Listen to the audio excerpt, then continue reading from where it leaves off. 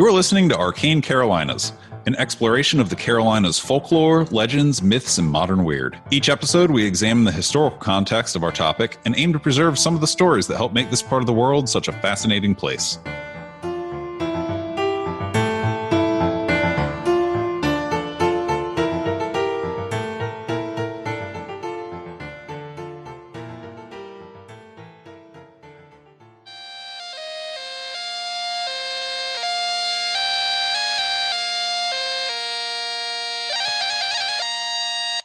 Hello and welcome to Arcane Carolinas. I hope you bring that audio in gradually and slowly so that people aren't like, I'm not listening to this. Yes. You may be asking yourself why. First off, hi, I'm your co-host, Charlie Mushaw. And I'm your co-host, multi-award winning novelist, Michael G. Williams. He's so humble too. I am. I'm really good at being humble about things. I just like really excel at never talking about how good I am at stuff. So what can I say? So why then did you bring us in with old-timey music? Very poorly performed. On a very strange device. I'm really good at intro. I'm really good. I don't know. I don't have anything. Because it's an old-timey story today. Oh, okay. We're going way, way back. But before we do that, let's take a second to thank our Patreon backers. They've been really great, and we could not do a lot of the fun things that we do without them. So thank you to our Patreon backers. Something we haven't talked about in a little while. If you want a sticker or something, send us an email. We send out stickers for free, and we have plenty. I'd like to plug some upcoming events. Yeah. This year in June, we will be at Con Carolinas. In July, we will be at Congregate and just added to GalaxyCon, Winston-Salem and Raleigh, respectively. Yes, thank you. Michael will likely be doing some stuff at Dragon Con. Full Arcane Carolinas content is TBD on that. In October, we'll be at the Upstate Spirit Conference. So there you go. There's our full year calendar. Yeah, we've got stuff going literally almost every month from now until November. And we have a new mailing list that you set up. Yes. If you go to www.arcanecarolinas.com and you click on newsletter in the banner at the top and the row of links at the top, that will take you to the page to subscribe to our newsletter. We're going to do a monthly newsletter. It's just going to have a little more background info on anything that we've released since the last newsletter, you know, links to some part of the story that like we just couldn't fit into the episode, or maybe we'll do like a quick write-up on something that was interesting but was tangential. And it'll also have a little bit of sort of preview information about what's coming up, stuff like that. Just fun little more, you know, behind the scenes kind of footnotey kind of things. Yeah, and the reasoning for this is because last year and 2020, 2021, we did a quarterly zine, which was awesome and got a really great response. It got too great of a response and it got too big.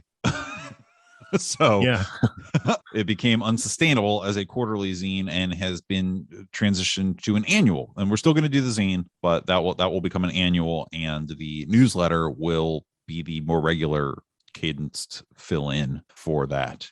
So keep sending us your stories, keep sharing with us, and we'll keep sharing with you. So today's location is one that we have talked about before in the Gray Man episode. Oh, really? Don't have any idea what we're going to be talking about today. So go ahead.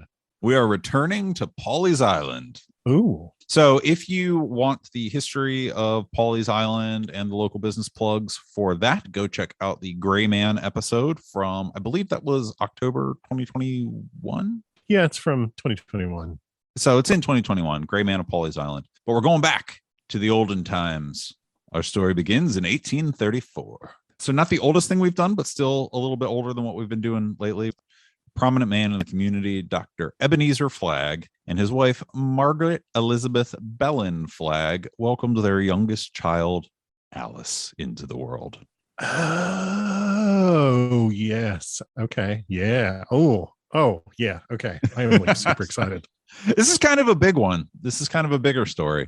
Old man Ebenezer, he died 4 years later. So he was not around for a lot of Alice's life and left young Alice in the care of her mother and her siblings, of which she had several. Her older brother was named Dr. Alice Flagg, and in 1849, he had a house called the Hermitage. and he moved. And you're of a prominent family when you, one, name your house, and two, can afford to move your widowed mother and siblings and everyone onto the estate. Yeah. So the Hermitage was a Flagg family stronghold. I think the closest I'll ever get to that is just knowing that my neighbors call me the Hermit. Right. So yeah, I mean, I could name my house, I guess. I don't know how well that would go. I don't think anybody would know that name except for me. Yeah. So the Hermitage was a large rice plantation there near Murrells Inlet, which coincidentally was the beach house of the owners of the Waukesha plantation, as covered in the Gray Man episode that we did last year. Yeah, absolutely. And is now a still operating hotel, bed and breakfast kind of place. Yep. So a lot of history there. And there's a few variations on the next bit of details. So I'm giving you the all mixed up version. Okay. I like that. Okay. Just playing the hits today. It said, which is always good to start something with, it is said that, Alice moves into this house and was running errands in town for the family and met a young man with whom she was quite taken. And they began a courtin, A-Courtin. A-Courtin. A courtin. I don't know. Mm-hmm. They started seeing each other. They started seeing each other as young people do. All versions of the story basically say this man is not from an aristocratic family like the Flaggs. He is of a lower social standing, just like a regular old working man. Some description said he was a lumberman. Oh my gosh. Maybe, how dare someone have a job? I just imagine people fanning themselves and saying his home doesn't even have a name. Right. So perfectly nice young man. Some accounts said that he worked in the lumber industry. Nice guy. Alice liked him. He liked Alice, and he wanted to meet the family, and be like, hey, we've been hanging out and stuff. Like, I'd like to meet your family. So he goes and he pulls up in his little buggy. I mean, he couldn't have been that low on the totem pole of South Carolina aristocracy if he had a buggy, right? Yeah, come on. So he goes to the house to visit Alice, and he's met at the front door by Allard, her older brother. And Dr. Flagg commences to grilling this poor young man, decides that his lower social status would be no good for the Flagg family legacy and name in town, and sends him off. Flagg family and legacy. Gosh. It's actually, and I say this completely seriously, it's very believable that, an older brother type who has had to take in his mother, his other siblings, and become the father figure for his family, and is bearing a lot of responsibility. Like, he's taken on a lot of responsibility by doing so. It's entirely believable that his reaction to his sister's first boyfriend probably is to kind of go a little rough on the guy, to kind of lean into trying to be the dad figure in this story. Right. So it's entirely, I would absolutely believe that he would be overly protective of these people whose livelihood he's been responsible for years. And did not have a living role model on how to handle it. Yeah. Right. Has no idea how to do this. So his safest assumption, quote unquote, in any moment is, well, I'll just go real hard on it. Right. The answer is no, always. Yeah. Default no. Implicit deny. And then he went and told Mama Flagg about it, or Mama Bellin Flagg, and was just like, hey, this guy came and I sent him away, and this is why. So I read a version where the mother then goes to Alice and says this, it's an absolute whopper of a quote, which I'm like, how did this quote survive? Every woman must leave her mark on the earth. And how can you etch on this earth anything that's worthwhile if you attach yourself to this common lumberman? This common lumberman. Makes me want to go to Home Depot and be like, good day, lumberman. I need 3 pre-treated 2x4s that my project might be successful. After our transaction is completed, I will not be able to etch my name in the earth with you. Good day. Also, I'd like the Berry Blast purple bag Skittles over there by the register. Those are the good ones. Give me the purple bag, not the red one. No, the purple one. Thank you. That is quite a quote. And it sounds so embroidered. Yes. So it's fun. It's fun. It is really fun. I love it. I love to think that there was somebody like Julius from Our Flag Means Death, just following them around, writing down all the good stuff they say. Right. So I, for one, got a kick out of that quote because it was just an absolute whopper of a quote, like I said. And also, I just like the idea of addressing people by their boiling people down to what they do to put food on the table. You there, computerman. But I mean, also, this was a time when, for various cultural reasons, the culture created and enforced that sort of arbitrary class system to sort of reinforce the position at the top of people like the Flagg family. Sure. You know? And I mean, it still happens. It just looks a little different today. Yeah. These days, they just put a gate in front of their community and they don't let any lumbermen in the first place. And, they call the police if they see a lumberman in the neighborhood, and then they post about it on Nextdoor. 911, what is your emergency? There's a lumberman. What's he doing? He's lumbering. He's lumbering. He's rumbling or lumbering all throughout the community. Oh my gosh. Those people definitely still exist. Sure. Yeah. All versions of the story agree that Alice was really annoyed by this and paid them no mind, which I 110% buy, because that's what teenagers do. Yes. In fact, she was probably like, this is the number one sign that I have made the right choice. Right. And then I salute her. So there's different versions about how long the courtship went on, how many times her brother or mother ran the guy off. There's some hilarious versions, and I'm like, that didn't happen. Where like at one point the dude shows up and it's like, let's go for a horse ride, and the older brother was like, you may ride your horse alongside our buggy. Like went with them, like riding around. So lots of different versions, but they all maintain that the two would find a way to see each other in town, ultimately having a secret engagement. But not so secret that it didn't still involve a ring, which I'm like, it's not so secret. He's a lumberman, Charlie. Maybe he carved it. Secret rings. What are you wearing? I can't tell you. It looks like a ring. It's my secret ring. Like, you know what? Like that bit. I'm like, what? I completely buy people like making a pact, like, we're going to get married one day and we're not going to tell anybody that we're going to do it. Now let's have an engagement ring about it. Like, yeah, right. Right.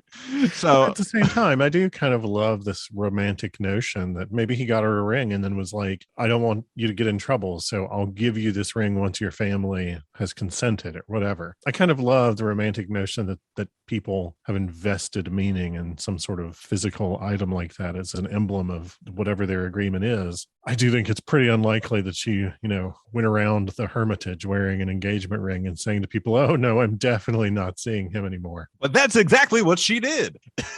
Oh. Yes, that's what I'm saying. It's so silly because her older brother sees the ring on her finger. Oh. And he goes, the hell's that? And she just cracks and goes, the lumberman gave it to me. We're going to get married. And Dr. Flagg was like, you need to take that back. Okay, you give that back to him right now. He didn't say I've got a lumberman in Canada. Right. You wouldn't know him. He goes to a different school. Exactly. She instead just hid it. She put it on a string and would wear it under her garb, which at the time, ladies wore like 50 billion layers and stuff. So now it was hidden. Yeah. So the doctor at this point, Dr. Alice Flagg, is like, yeah, I got a problem here. Because she's like 15 or 16 by this point. So he sends her away to school. He sends her to a boarding school in Charleston. Oh, okay. And he says like, all right, this is problematic. You're going to boarding school. Sends her off to boarding school in Charleston. She takes the ring with her, does not give up on her man. She's like, no, this is my dude. This is my ring. And she stayed at the school for a couple of months and fell pretty ill while she was there. Her brother was a doctor. So he was like, bring her back. I want to see her. I want to treat her. Bring her back. So he goes and brings her back. Her state deteriorates and she dies. She's just like slowly fell victim to her illness. The legend is that she died of a broken heart. Because she wasn't sick before she got sent away. Right. She got sent away and got sick. By the time they got her back, it was too late and she died. So Dr. Flagg, being the doctor and man of the house, prepares the body for the funeral and finds the ring around her neck. Oh, dang. And he takes it off and he throws it out into the marsh. Wow. Enraging her spirit. Oh, yes. Okay. She was then interned at All Saints Cemetery near Pawley's Island, where a plain marble slab covers her grave. The engraving on the stone consists of one word, Alice. It's said that late at night, visitors can see Alice walking amongst the graves in a long white dress, matching what she was buried in. To those a little more daring, if you're feeling froggy, you can circle the grave 13 times and place a coin on the stone, and she will visit, so to speak. She will appear. Yeah. Others say that she'll only appear to true lovers who do the walk and then place a flower or a ring on the headstone together. Oh, I like all of these. Yeah, there's one. I really like this next one. If you're wearing a ring and you do the walk and you're standing there, your ring will fall off your finger. Oh, man. It will become so heavy that it will fall off your finger.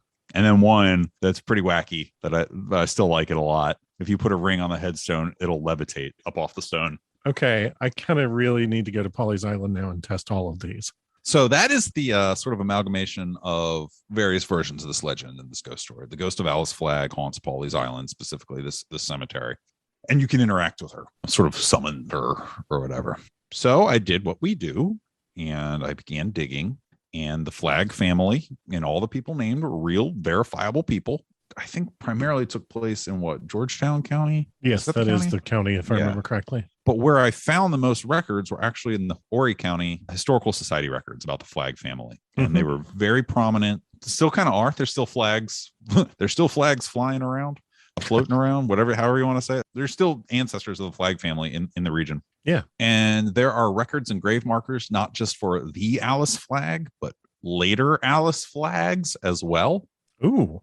Yeah. And the story goes, the legend and the Historical Society records state that the Alice Flagg is said to have been laid out in a white ball gown for the funeral, which matches the description of the ghost, right? She was buried temporarily on the grounds of the Hermitage until a more permanent resting spot could be secured, which again is a thing that people would do. Yeah. But she was permanently interned at Cedar Hill Cemetery, now Bellin Methodist Church Cemetery at Murrells Inlet, not on Pawley's Island. Oh. So she was not buried at All Saints Cemetery, but there is the famous Alice grave marker there that attracts people. So I just want to make sure that I understand it correctly. The story, as we are told it, is that she was buried at All Saints on Pawley's Island. And there is a marker there for her. For an Alice Flagg, yes. An Alice Flagg. Okay. But really, she got buried somewhere else. At Murrells Inlet, which makes more sense because it's where the house was. It's where her family actually lived. Yeah. So the site that attracts people looking to test the legend of like being able to summons her and like see ghosts and stuff, I found two sources saying that the All Saints marker is for one of the other Alice Flaggs, specifically the victim of an 1893 tidal wave. So that's the version of the story that I knew. Yeah. So there was this huge hurricane and it drowned a ton of members of the Flagg family, like including little Alice Flagg, who was a child at the time. But in volume 31, issue 4 of the Independent Republic Quarterly, the Horry County Historical Society newsletter, there are multiple entries on what is known as the Flagg Storm. Like that's what it became known as. It was that bad. And then there's another Alice Flagg after that as well that died in the 20th century. But that the legend of the Alice Flagg who died of heartbreak or malaria. Yeah. Which was just as common as heartbreak in the time. Right.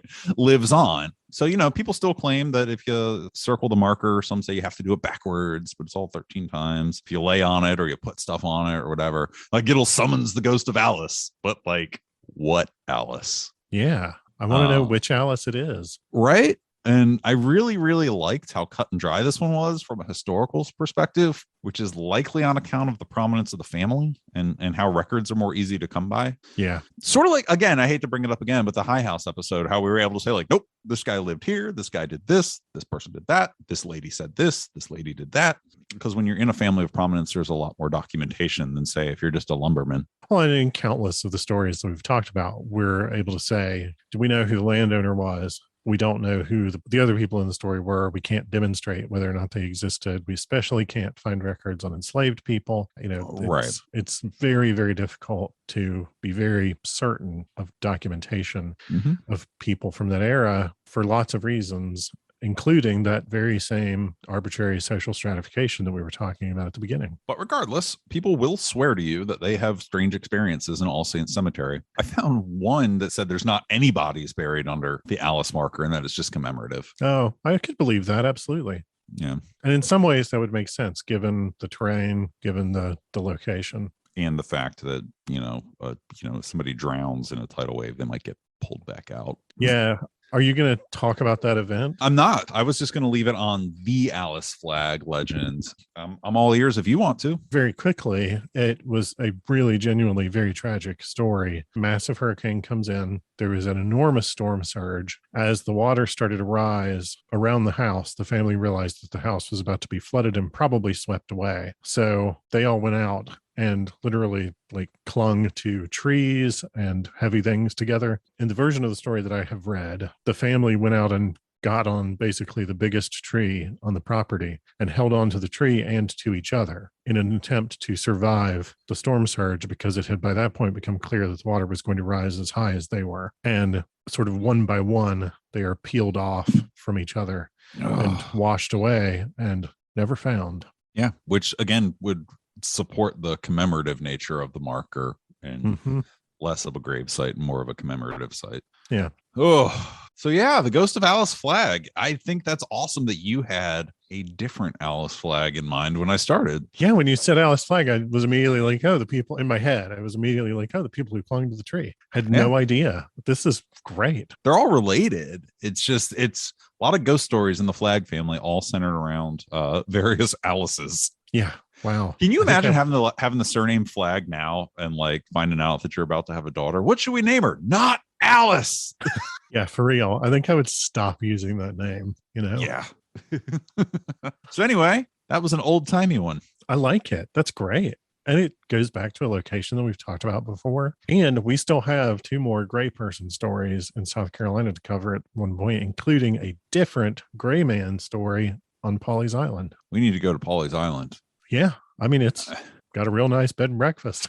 Sounds like it's got a lot of fun stuff to see too and explore if you're into this sort of stuff. So next episode, this one will likely air May. Of course it will, because it's the end of April right now, and we already know what the next one's going to be because we recorded that 2 weeks ago. But the one after this, which I started working on last night, a little different than what we've done. I'm going to do something botanical. Oh, I'm into it. Very into it. Yeah. So, we do a lot of ghosts. We do a lot of cryptids. I was going to do a cryptid for that one, but then I was like, you know what? Let's talk about this cryptid-esque plant. This plant that is, mysterious and rare and all that jazz. And that one, I had to fire up the Wayback Machine for that one. I was like, I'm going to talk about this plant. And the next thing you know, it's 1754. And I'm like, I need to go to bed. I definitely know that feeling. That's awesome, though. I love when a topic really opens up like that and you can just go exploring. Yeah, I was expecting it to be a little 15-minute one. Oh, there's this plant. But then I was just like, oh, well, there's this, and then there's that, this guy, and that happened, and Thomas Jefferson's involved at one point. Spoiler alert. So, the least exciting spoiler ever. Like when you're watching the Doctor Strange previews and you're like, oh, they had a Patrick Stewart Easter egg. It's much less exciting than stuff like that. So anyway, thanks for being with us. Please consider giving us a rating on Apple Podcast or whatever you listen to us on. Really appreciate you being here. Yeah, thank you very much for listening. I don't know why I'm reaching for the stop button. I'm not. Oh yeah, I guess that's my job.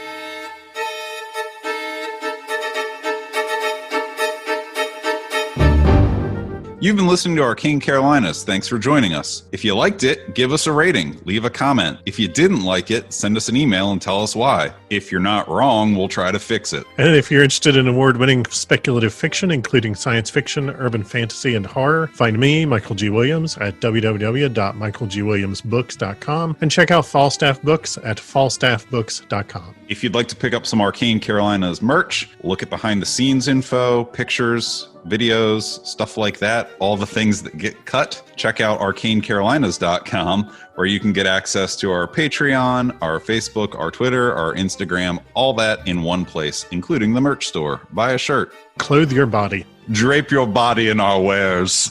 Be our living billboards.